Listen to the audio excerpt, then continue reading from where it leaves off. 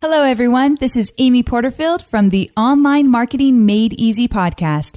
You're listening to the man who's trained more people to podcast than anyone else in the world, Cliff Ravenscraft. He is the podcast answer man.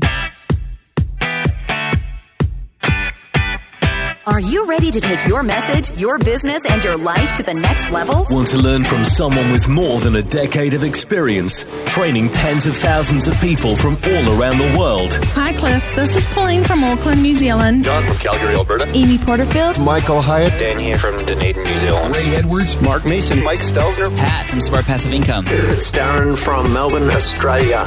Whether you're looking to launch a podcast or build an online business that allows you to do the work you love, You've come to the right place.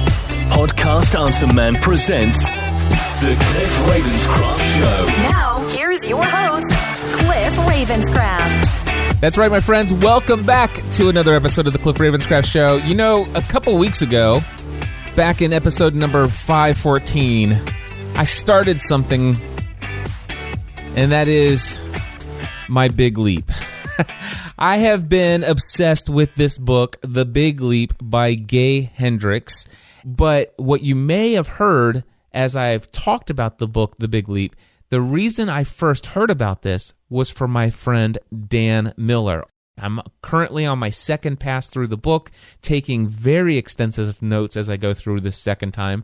I should have that wrapped up by the end of this week. But I'm still going to spend the entire month of September devoting myself to really digging deep into all of the concepts that are in this book. And I want to have conversations with some friends of mine that I believe are going to be insightful conversations. And I felt like the first person to start with was my friend Dan Miller. I have some other ones already scheduled coming up soon. Let me just say some exciting additional conversations about the Big Leap coming up in the future weeks ahead. But right now, I got to share with you the man who first told me about this book in the first place, Dan Miller. Here's the conversation I had with him just yesterday. Dan, I am so excited to have you on here, the Cliff Ravenscraft Show. I think this is the first time you've been on the Cliff Ravenscraft. You've been on the podcast Answer Man before, which is the old name of this show. But I think this is the first time you've been on since it's transitioned into the Cliff Ravenscraft Show. I think that's right. You know, it's funny to think about that because you and I talk so frequently, and it's like the work that we do overlaps so much, but to specifically be on your show, I think this is the first. Actually, it is the second because I tell this story to people all the time. One of the first times I ever set a goal for myself, which is, it sounds ridiculous to me today because I'm so big into setting goals and how to accomplish every single one of them. One of the first goals that I ever set for myself when I learned the process of how to achieve a goal, which by the way is to, number one, believe it's possible. Number two, write it down. Number three, tell others about it. And number four, work the plan as it becomes available. The first time I heard that, I said, okay, we're gonna give this a shot. One of my first goals that I'm announcing to the world that I believe is possible, that I've written down, and I'm now telling you in my podcast, which was a different podcast than this, I said, one of my goals is to meet Dan Miller and to let him know how much of a positive influence his book, 48 Days to the Work You Love, has had in my own life, and how I've been able to take that message and inspire thousands of other people. And I said, I don't want to just meet Dan like a ton of other people meet Dan, where you stand in line after he's spoken at a conference and you shake his hand and he's going to give you his full attention while you're there in front of him, but he may not remember you out of the 150 people he shook hands with at that event. I literally want to have an opportunity to meet Dan and just to really stand out to him. When I announced this, what my goal was, I said, the thing is I would also love it if it would be possible to one day have him as a guest on my podcast. And I was like, that would be the icing on the cake. And if people go to podcastanswerman.com/Dan Miller, that takes you to episode 140 of my podcast on December 18th, 2009, when you were last on the show. Wow. Golly, 8 years ago. Yeah. Wow. That's amazing. That's amazing. What has transpired in that period of time? It's an incredible thing how much my life has changed as a result of, number one, just setting that goal to meet you. Yeah. And verbalizing it so that people heard it, and all of a sudden the doors started opening. I mean, it's just like you described in setting goals. When you believe it and write it down, verbalize it, let other people, speak it out to the world. It's amazing how doors start opening to make that happen. Yep. And real quickly, every time I tell the story, I always want to give a shout out to Andy Traub, because it was Andy who heard the podcast, and within 45 minutes of me publishing the episode said, I can connect you with Dan. And since that time, a whole lot has happened in Andy's life. He lived in South Dakota at the time. He was somebody that I had a fairly new relationship with. And since then, I've brought him way into the things that are happening at 48 Days. And he's moved his family from South Dakota right down here to Franklin, Tennessee. So, yep, when you speak those goals out, your life can change. Well, Dan, almost a year ago, I told you about some uneasiness that I had and how I wanted to do more than just podcast coaching and consulting. And I told you that I really love helping people expand their mindset of what is possible and helping them become more of who God created them to be. That's really, if and Ray was talking on his podcast today, if you won the lottery and money was no longer an object, would you still, what would you still be doing for work? And podcasting A to Z would not have been that. But something else would have been. And it would have been this mentoring and coaching and helping people break through to new levels of success in their life. And that's when you first told me about the book, The Big Leap. Do you remember that conversation? I don't really. Wow. The advice that you gave me is like, Cliff, for you to give up that niche of podcasting that you're so well known for, to broaden it out to this, you always need to have something that's a little bit more narrow of what it is that you're focused on, who you help. And I totally understand that. And one of the things that you had told me that you might want to consider is getting this book called The Big Leap, because what you could do, you could be specifically targeted in your coaching on helping people overcome the upper limit challenge or the upper limit problem. I do remember that. When you bring up that term, I do remember that. When you told me that, you were telling me about this book and you were telling me about the concepts of the book. And I'm like, wow, that sounds exciting. And yeah, that's exactly what I want to do. I'm helping people. But I don't know if you heard recently, but I shared that I didn't get around to reading that book because I had already had other books on my list to read. And I figured that when you explained to me the upper limit problem or the upper limit challenge, this is something that I was already familiar with. It's like, I don't need to immediately go read that book because I already understand the financial ceiling that people have. And when you make more money, you sometimes self-sabotage. And so I felt like I had a pretty good grasp on the upper limit challenge. But this book is more about expanding in your abundance, success, and love. So it's success in all areas of life is this upper limit challenge. That's a book that has had a big impact on me. I got copies for everybody in my mastermind. We went through it. It's had a dramatic impact on some of the members there. But it's just a concept that sometimes we, again, on the surface, think, well, yeah, I understand that. But to really unpack it and how it's affecting us personally can be a pretty insightful process. I would love to know, when you read this book, if you can remember the first time, what was it that you were doing or are still doing that's inside of your zone of excellence and where it's predictable and known and easily repeatable with the same results, which are great, but that thing was holding you back from your zone of genius? Wow, that's a pretty loaded question because I'm in the process of making some major changes right now. But I'll give you, and are you going to tell people a 30-second version of what the upper limit challenge is? Sure. A 30-second version, real quickly, is go listen to episode 514 and 515, the two episodes previous to this. But real quickly, the upper limit challenge is from the book The Big Leap by Gay Hendricks. And the upper limit problem or the upper limit challenge is that each time you progress through, especially once you get into your zone of excellence, you're repeatedly able to find success financially there. Things go well there. It's your comfort zone. You could stay there and make a living for the rest of your life. But you may die inside if you abandon the true creativity that's inside of you of putting your genius into the world. I've been in this business for a very long time. And one of the things that we have done that we're known for are our live events. You've been here to our live events. We have this, beautiful old barn that we converted into a place we call the Sanctuary. It's on our property. There's a zip line, trails outside, mulberry trees, and all this fun stuff around. So we've been doing those for a long time. Well, I've been having these thoughts in the last couple of years about, well, here's an example. Our last event, they always run on Thursday and Friday. So I can have Saturday and Sunday free. So Joanne asked me on Thursday morning, just as the event was starting, it was sold out, packed house for one of our events. She says, Dan, are you excited about this event? I said, yes, I am. I said, you know what I'm even more excited about? I know Saturday morning's coming.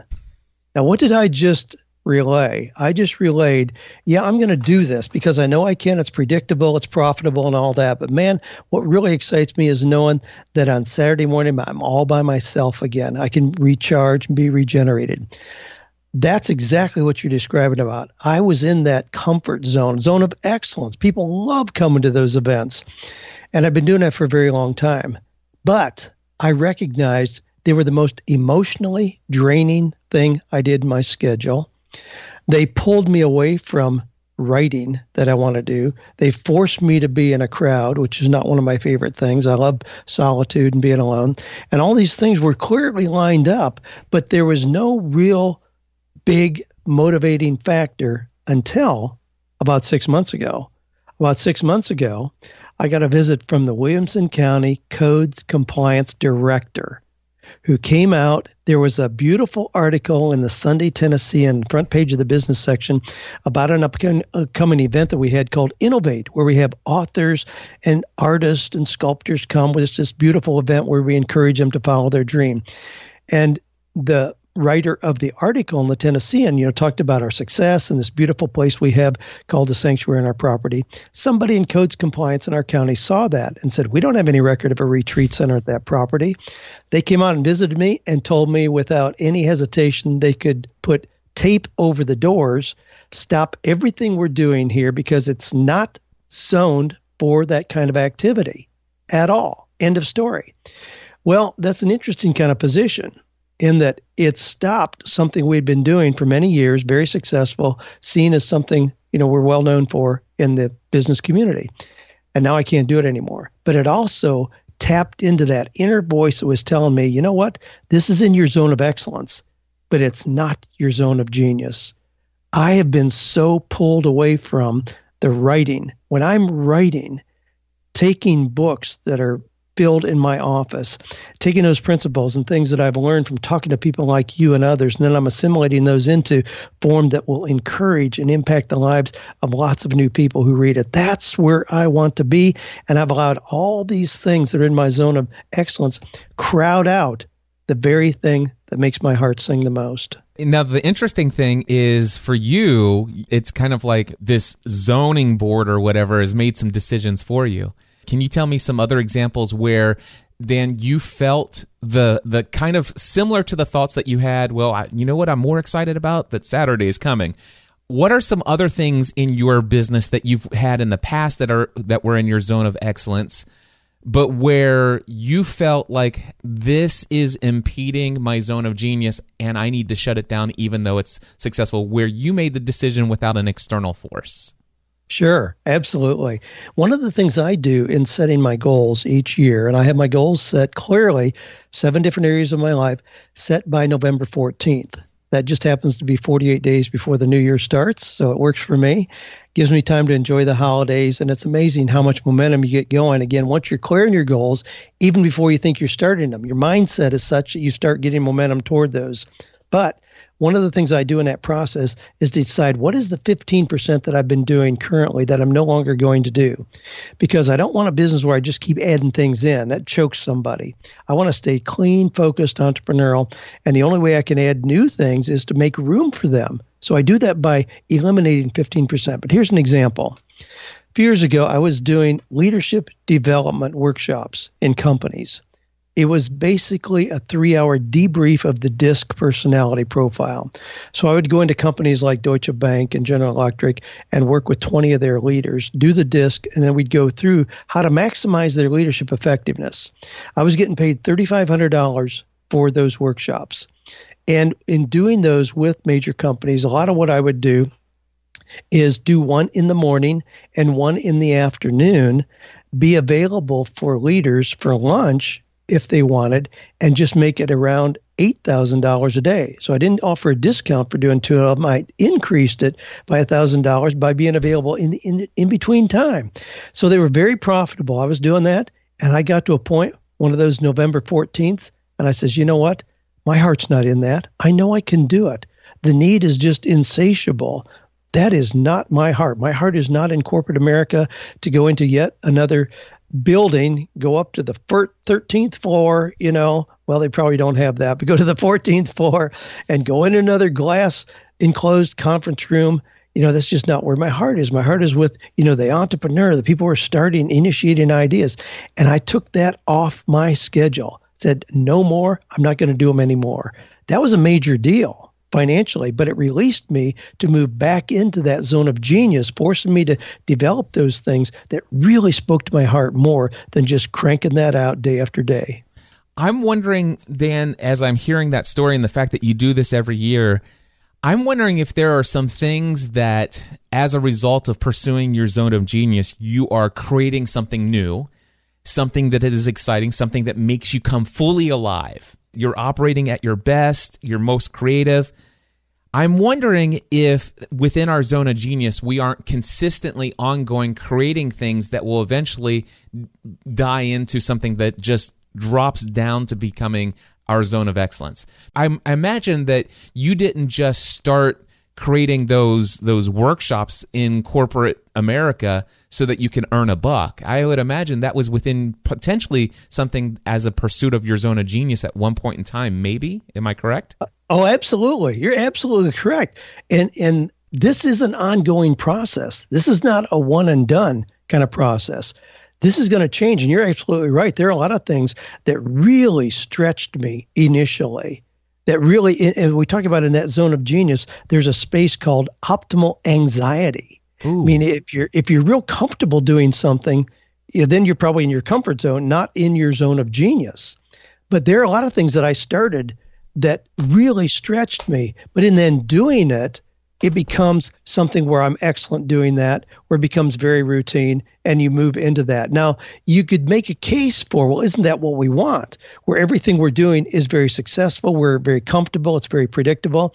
But for me, wired as I am, that is absolute death. Yeah. For me to know that things are predictable.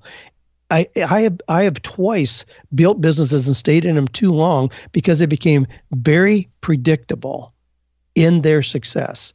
That to me is not exciting. I want to be pushing into that zone in an area that is something that I haven't done before. To me, that's a necessary part of staying alive as a human being. I don't want things to be easy and comfortable. I'll sabotage it. Joanne, my wife, knows that. I'll sabotage it.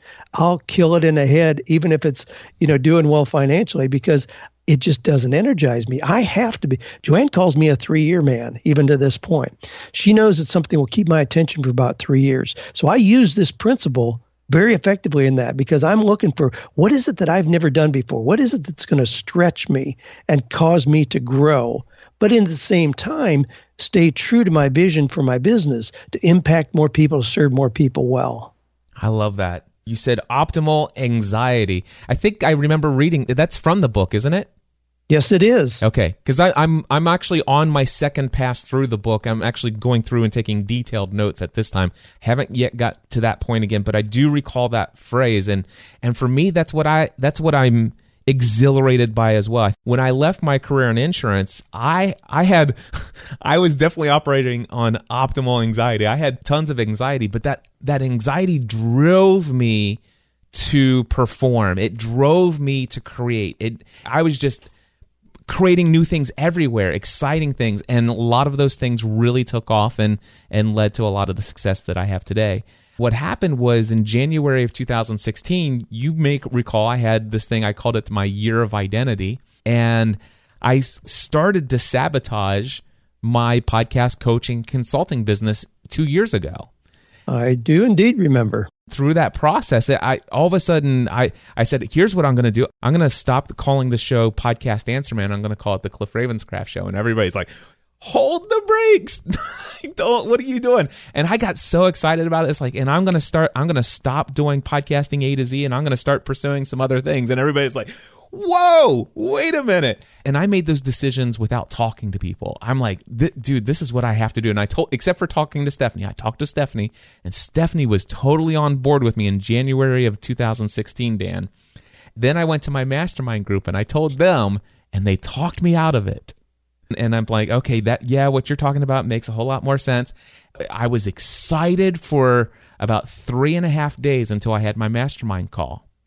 And I talked with them and I said, you're right. I need to, I need to create a transition plan. I need to take this slow. I need to keep doing A to Z until I replace that income with something else. And Dan, it's 2 years later, and podcasting A to Z still easily generates a minimum of $240,000 a year for me. And over the past 2 years, I haven't said it out loud to a lot of people, but inside, a little piece of me dies every time I do a session. Well, you need to validate that. But I think some of the concern that some of us had in looking in was, don't throw the baby out with the bath. You were so identified as a Podcast Answer Man, and what you were describing moving into sounded like it was pretty general. And our encouragement was make sure that you have something that identifies you as being unique, as an expert in a particular area, like podcasting has up to this point.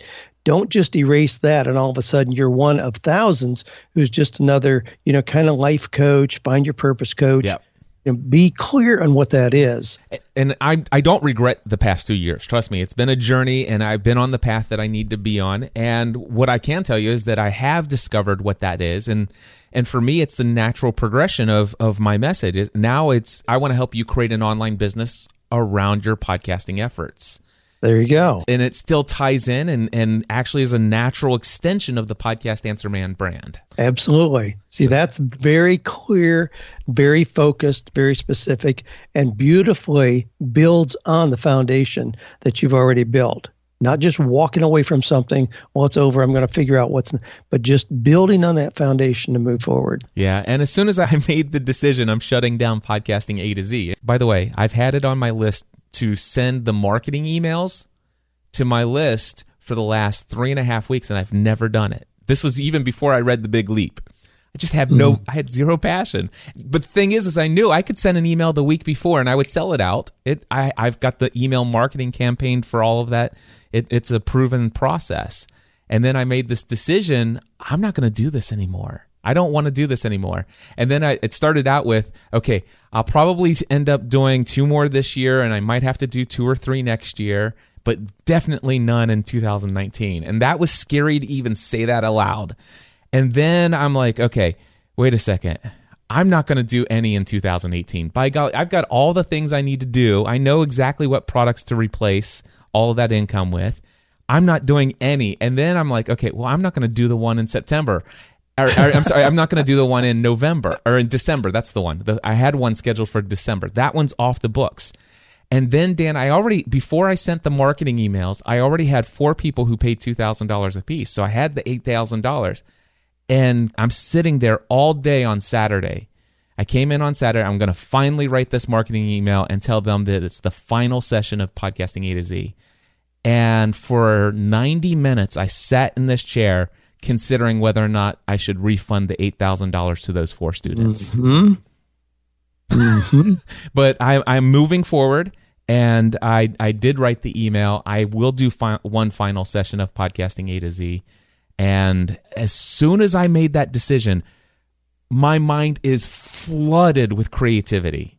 In fact, when I got to think about this, Dan, in Podcasting A to Z, I give 20 people unlimited access to me for 4 weeks. And quite literally, that is 4 weeks, Monday through Friday from 10 a.m. to 5 p.m. That takes up all of my time, effort, and energy. That's 6 months a year that I give my life to those people, which has been, I mean, it's an incredible thing that happens. But wow, what if I freed up 6 months of my year to do something new? Mm-hmm. That initial anxiety was, oh my gosh, I'm throwing away a $240,000 a year stream of income guaranteed. But when I started writing down on the whiteboard all the different things I could pursue with that time, working less time as far as number of hours, and I can easily see how I can triple or even quadruple that income over the next 2 years. Well, I got that fateful visit from the code compliance director. I mean, this wasn't just an email or a letter or some, low-level person. This was the director who came out. Say, I finally got him to sit down on a swing out here in my patio, and we talked about other things. So his volatility chilled out a little bit, which was totally unreasonable. But anyway, that's another story. But he was here on a Thursday. By Monday morning, we have our team meetings, 48 days team. By Monday morning, I had listed 10 things that drew on what we already have available to us. No new products or services, just drew on what we already have available that would easily duplicate that income. Yeah, and it got my attention. I was like, oh my gosh, these things have been here all the time, but I didn't have time to look at them because I was so drained by doing the live events that we were doing. Yeah. And the interesting thing is, too, of course, Cliff, you know Franklin, you know the area that we are in here. Well, I had people immediately, well, you can do them at the factory, you can do them here, you can do them here. There's 20 places I could do those. But that wasn't the solution that I was looking for. It wasn't just, okay, we can do them at another place and continue. The solution was, I've been thinking about this enough anyway. I need to see this as an opportunity to really take a fresh look at what my best moves are going forward. And the crazy thing is, Dan, is for you, your zone of excellence and pursuing your, taking the big leap into your zone of genius was to shut down those live events.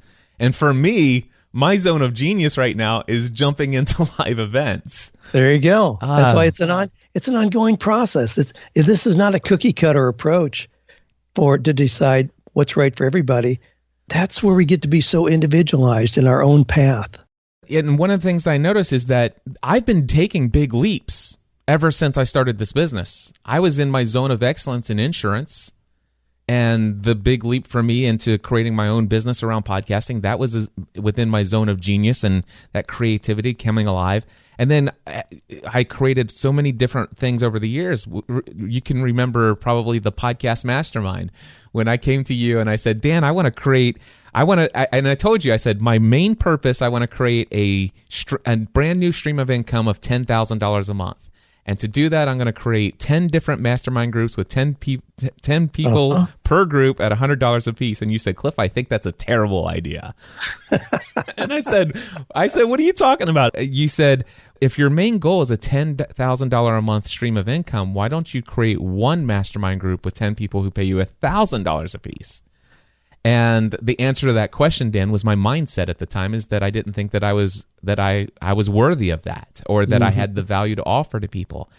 And the interesting things here, I'm actually going to be creating in 2018 2 mastermind groups that are paid, where I will have up to 10 people in each group pay $1,000 a piece. So I'm finally taking your advice on that. But for 2 years, I was operating that podcast mastermind, that was fun for 2 years. Well, no, it was fun for 18 months, and then it was miserable. It was a miserable zone of excellence thing for the final 6 months of that for me. Well, that's the exciting thing about change. Change ought to give that kind of response to us, where we recognize, how exciting it is to explore new opportunities. And in the space we're in, both as entrepreneurs and doing online business, my goodness, I mean, look at just the technology. We've got technology today, software programs that we wouldn't have dreamed of 3 years ago. But you better stay changing. I mean, we have to change. And the idea that getting things to a predictable sameness is a good goal is just wrong. It's just not. I have one last thing before we wrap up here that I want to ask you. And thankfully, I've inspired probably at least 2,000 or 3,000 people to buy The Big Leap, the book by Gay Hendricks, which is awesome. I'm sure he's going to enjoy that. But I've had tons of people emailing me, leaving me comments on my YouTube channel, Facebook comments, all this stuff. And one thing that's coming up over and over again, actually, I want to ask you two things. Number one, Dan, do you believe that everyone has a zone of genius? Absolutely. Yes. I can't fathom in my mind somebody not having a zone of genius. Okay. Yep. And I heard Ray was talking about, what about people who are paralyzed, but yet there are stories of Johnny Erickson Tada, who found her zone of genius, and many of other people. And so I agree with that as well. And the other thing is what about the folks out there who are currently operating, let's just say they're doing work inside of their zone of competence. They're either as an employee or maybe just they're in the season of their business where they're just now becoming competent at some of this online business stuff that they're pursuing. Mm-hmm. Is it possible to go straight from your zone of competence into your zone of genius, or do you think that it's required that you operate within your zone of excellence for a period of time or a season of time?